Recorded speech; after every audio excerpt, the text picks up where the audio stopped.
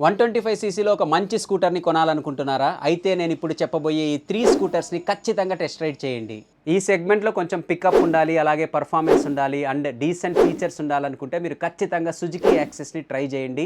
ఒక రకంగా చెప్పాలంటే యాక్సెస్ వల్లనే సుజుకి కంపెనీ నడుస్తుందంటే ఇండియాలో ఆశ్చర్యపోనక్కర్లేదు. అండ్ ఈ స్కూటర్ యొక్క పాపులారిటీతో పాటు ప్రైస్ కూడా పెరుగుతూ వచ్చింది. అండ్ ఈ స్కూటర్ ఇప్పుడు ఆన్ రోడ్ ప్రైస్ సుమారు రూపీస్ 1,31,000 వరకు ఉంది.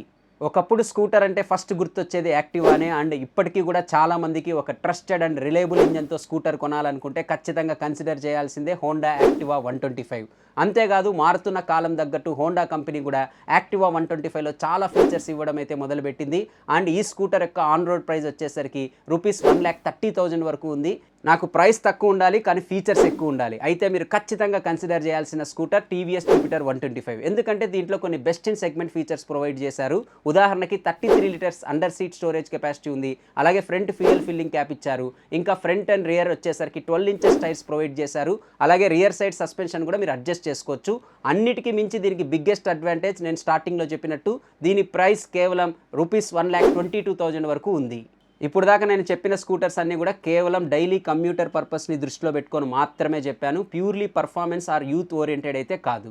మీరు ఏ స్కూటర్ని చూస్ చేసుకుంటారో నాతో కామెంట్ సెక్షన్లో షేర్ చేసుకోండి.